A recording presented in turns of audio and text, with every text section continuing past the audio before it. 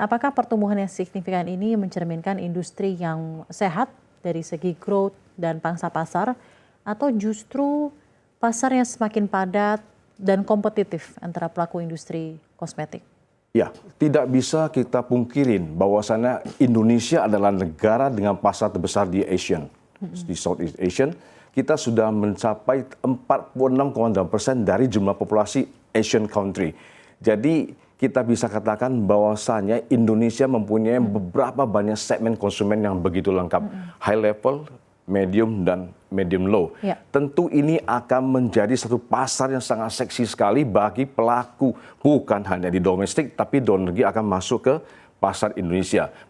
Jadi ini adalah potensi yang sangat besar yang ada di Indonesia. Saya ingin katakan, kalau kita bicara mengenai teknologi, mungkin itu adalah produk-produk dari negara-negara Jepang ataupun dari negara-negara Eropa. Kalau kita bicara mengenai inovasi, mungkin itu adalah produk ada murah, inovasi itu mungkin ada di China, itu mungkin ada di Korea. Tapi kalau kita bicara mengenai produk halal, maka jawabannya harus Indonesia.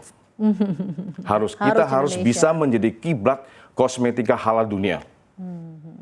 Adakah tanggapan sendiri mengenai sertifikasi halal yang diwajibkan per 17 Oktober 2026 dan progresnya sampai saat ini, Pak, di asosiasi yang ada, di anggota-anggota yang ada di asosiasi Anda seperti apa, Pak, tanggapannya?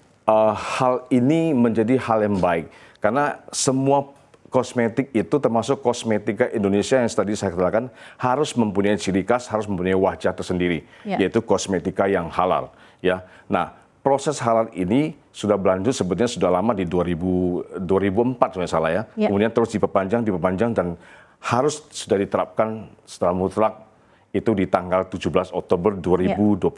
Kesiapan industri seperti apa? Karena rentang waktu ini sudah cukup lama kita perpanjang betul sehingga industri sendiri sudah mempersiapkan diri. Ya, nah tentu ada kendala nggak? Ada kendala, Mbak Sabrina. Ya, karena pada saat kita akan menerapkan satu kaidah halal pada industri kosmetika, itu produk halal tadi, tujuannya seperti apa? Melindungi konsumen Muslim yang secara majority ada di Indonesia. Itu poin pertamanya. Tapi poin keduanya adalah secara global kita bisa melihat potensi pasar yang begitu besar yang ada di luar. Tapi sorry to say, maaf sekali, kita ekspor ke negara Oki. Siapa produsen terbesar yang mengekspor ke sana yang besar? Negara Cina. Kita di urutan 9. Itu notes yang Anda lihat memang masih menjadi concern. Saya lihat itu adalah pin note yang menjadi peluang besar bagi industri kosmetika halal untuk bisa masuk ke pasar kita. Pertama kita kuatkan di dalam negeri dulu kita, kemudian kita bisa masuk ke pasar yang global. Di dalam negeri tadi, nah, persoalannya di mana? Ternyata sertifikasi halal ini di Indonesia itu lebih rigid dibandingkan dengan luar. Kalau luar negeri hanya melihat pada finance good-nya, tapi kalau di Indonesia kita harus melihat semua proses dari A sampai selesai. Jadi kalau saya katakan rigid ini apakah menjadi satu kendala bagi kita? Ini harus menjadi story. Baik. Ini harus kita ceritakan pada semua konsumen baik di dalam negeri ataupun di luar negeri. Proses halal kita seperti ini. Rigid ini betul-betul satu proses yang melindungi secara nyata dari konsumen. Baik. So trust tadi harus ada di Indonesia untuk produksi kosmetika halal Indonesia. Karena tentunya kalau kita mendengar dari pelaku industri kosmetik, fakta yang ada di lapangan, mereka tuh mengeluhkan mengenai biaya sertifikasi halal itu ya cukup tinggi. Lalu ada audit, ada penyesuaian bahan baku. Itu bagi mereka, terutama bagi yang UMKM, itu dianggap tidak murah, begitu ya Pak ya. Apakah ada risiko tahun 2026 ini dengan adanya penerapan kewajiban sertifikasi halal, jadi fase seleksi alam untuk menyingkirkan pelaku industri kosmetik yang masih skala kecil dan menengah? Bagaimana tanggapan Anda? Ada kekhawatiran seperti itu, Pak Solihin? Iya. Kekhawatiran pasti ada ya Mbak Sabrina ya. Karena kami melihat industri kosmetika yang ada di Indonesia ini kan sekitar 80% adalah IKM-UKM. Ya, yang artinya mereka secara administrasi juga mungkin tidak rapi. Ya, mencari sourcing juga mungkin tidak sebagus industri besar. Kalau nanti semua industri besar itu yang mereka comply bisa lakukan dan industri kecil tidak bisa melakukan, tentu mereka tidak bisa menghasilkan produk yang halal. Sehingga pasar, walaupun kecil yang sudah mereka masukin ini, tidak bisa lagi mereka manfaatkan dengan baik dan diisi oleh perusahaan-perusahaan yang lebih baik. Ya, tentu ini menjadi satu pemikiran dan kekhawatiran kami terhadap industri IKM yang ada.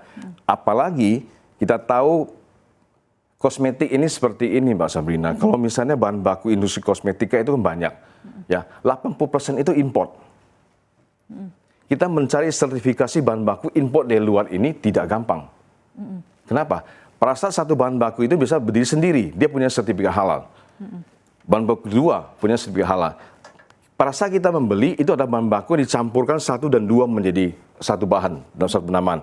Nah, pada saat dia menjadi satu bahan, ini nggak bisa kita ambil sertifikat ini 2 menjadi 1. Ini harus minta sendiri. Nah, ini yang jadi persoalan.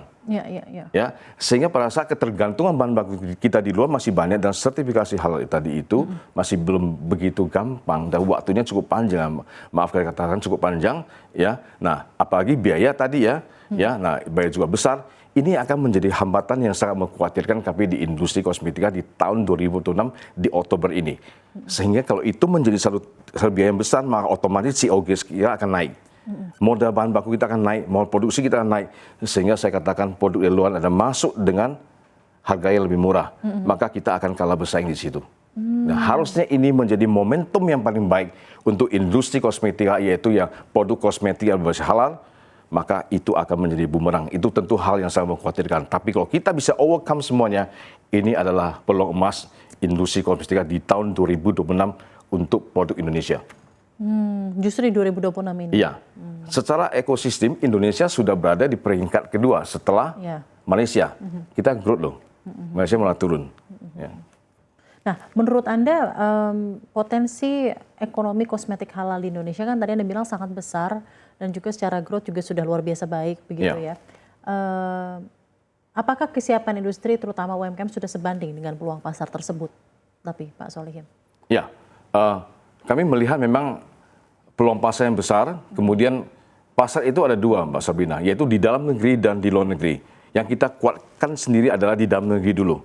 Ya, karena itu kalau di pasar ASEAN aja kita udah mencapai 46%. Artinya kalau kita kuasai Indonesia dalam negeri saja, kita udah kuasai pasar yang cukup besar, hampir 5% dari Asian country. Ya, nah begitu kita sudah kuat dalam negeri, maka kita harus bisa melakukan eksportasi keluar. Ya, nah yang harus dilakukan adalah kalau industri dalam negeri itu masih belum kuat, ya, maka kita akan melakukan pendampingan. Asosiasi akan bantu dan bentuk pendampingan. Ya, bahan baku apa yang sebenarnya masalah di grup tadi kan punya satu grup besar. Ya, mereka komunikasi. Saya pakai ini sertifikasi di mana? Bahkan sekarang yang berkendala seperti lamanya proses dari lembaga pengkajian halal. Ya, nah ini juga kita bisa bekerja sama sebetulnya antar sesama asosiasi. Kita bentuk satu lembaga pengkajian halal bersama, ya, khusus untuk industri kosmetika. Yang dulunya mungkin akan bercampur banyak ya, sehingga terjadi waiting list. Ya, kita shortcut ini kita bikin tersendiri. Itu juga salah satu ide saya rasa cukup baik.